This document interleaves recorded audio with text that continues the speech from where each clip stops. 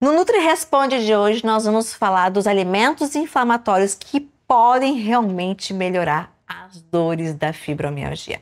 Eu sou Marcela Mori, sou nutricionista e hoje eu vou desvendar algumas coisas que você que sofre com essa doença difícil, como a alimentação pode te ajudar. Bom, primeiro é importante a gente começar falando da importância da mastigação. Eu sempre bato na tecla naquele paciente com fibromialgia como é importante ter um intestino íntegro, mas hoje eu quero valorizar a mastigação. Vivemos num mundo correndo, a gente não tem tempo para se alimentar direito e a gente de fato não consegue mastigar bem. Então a mastigação ela é extremamente importante. E sabe por que ela é importante? Eu tenho certeza que você já ouviu isso, mas na saliva eu tenho a primeira enzima digestiva que é a amilase.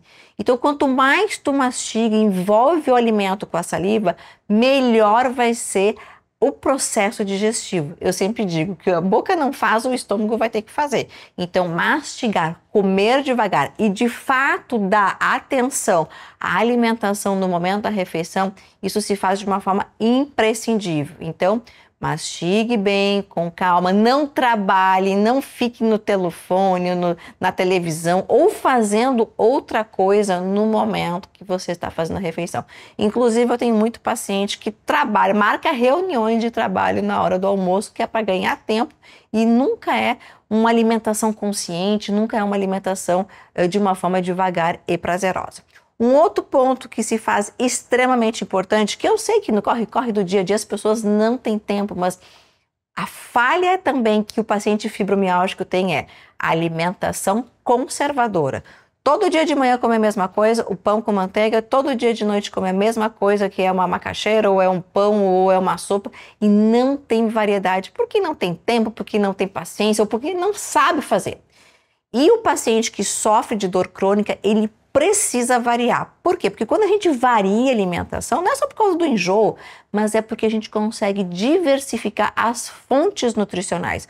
Os alimentos têm concentrações de vitaminas diferentes, de minerais diferentes. Então, no dia, quando você come o ovo de manhã, ou come o queijo de manhã, ou come um franguinho desfiado, ou até mesmo o atum, você vai variar a quantidade de proteína e os potenciais nutricionais que esses alimentos têm.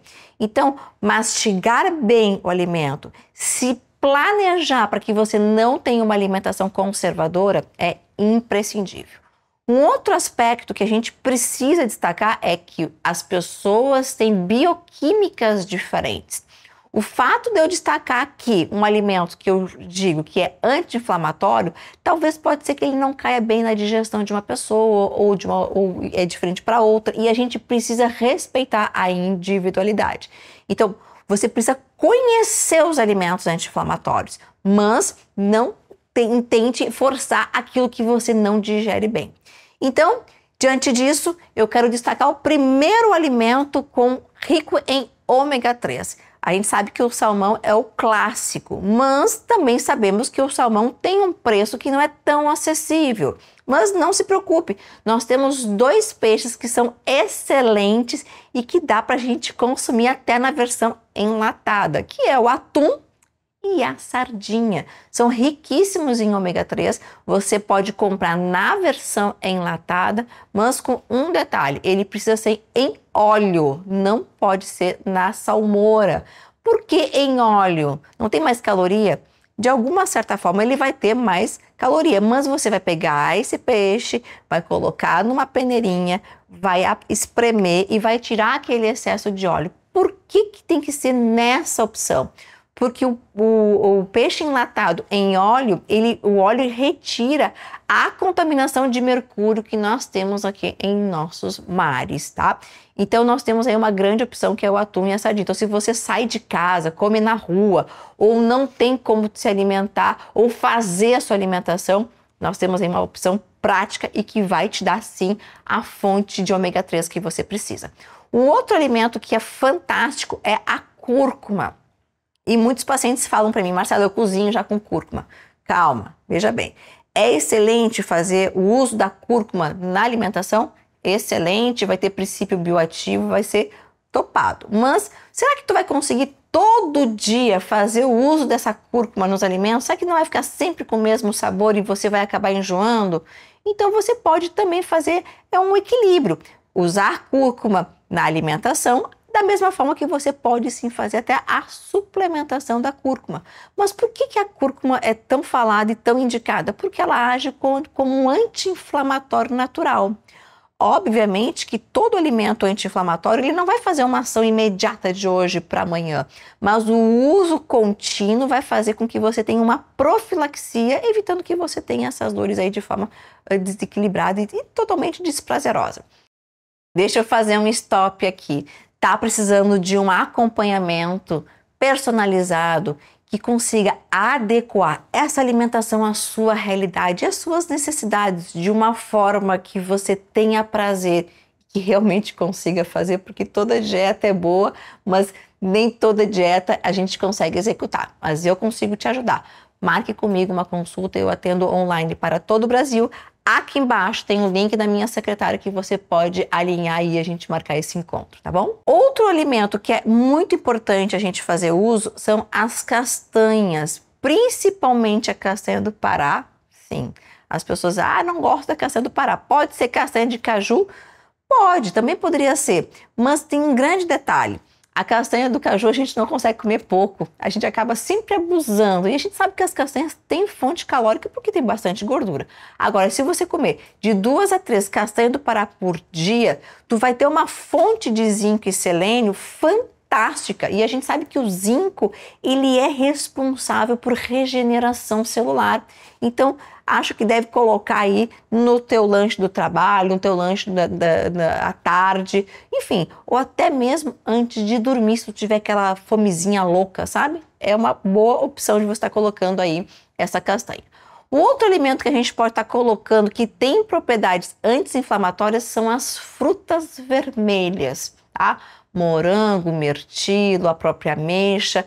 E tem um grande detalhe, ela pode sim ser congelada. Então, se você na sua cidade não encontra essas frutas frescas, não se preocupe, pode ser sim ela congelada. Agora, deixa eu te dar um grande detalhe. A ameixa é uma fruta bem conhecida, com potencial muito bom antioxidante, mas muitas pessoas acabam consumindo ela desidratada.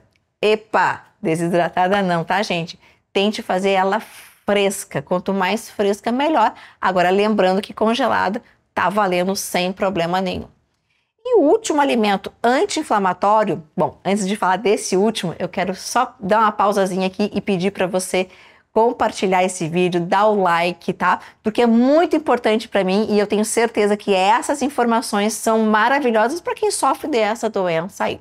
Agora, voltando aqui para o último alimento, não mais importante, não menos importante que os outros, mas é o gengibre. O gengibre tem um ardorzinho, então tem pessoas que têm dificuldade de consumir, mas não precisa ser quantidades excessivas. Você pode colocar na alimentação, num suco, mas por quê? Porque o gengibre ele age no seu bem-estar e também para aqueles pacientes que sofrem de náuseas pela manhã. Logo que acorda, tem aquela náuseazinha e também de quebra vai ajudar na sua imunidade. Então, dentro de todos esses alimentos que você pode estar colocando no seu dia a dia, tem que também levar em consideração outro aspecto que vai mexer com essa tua escolha de alimentos saudáveis, que é a parte comportamental. Então, se você está passando aí por momentos difíceis na vida, porque não existe mar de rosas, tente fazer um acompanhamento psicológico ou busque um prazer no teu dia a dia para que você consiga entrar no trilho de uma forma mais equilibrada e saudável. Lembre-se, se você fizer 1% de coisas boas ao longo do seu dia, 1% de boas escolhas, no final do ano você vai ter muito resultado. Agora, se você fizer 1% de coisas erradas todo dia, pode ter certeza que no final do ano você vai estar com um grande problema aí para resolver e, atrelado a tudo isso, a dor. Agora, deixa eu dizer mais uma coisa. Eu vou deixar mais um videozinho aqui para você que tem fibromialgia, que eu tenho certeza que você vai gostar dessa informação.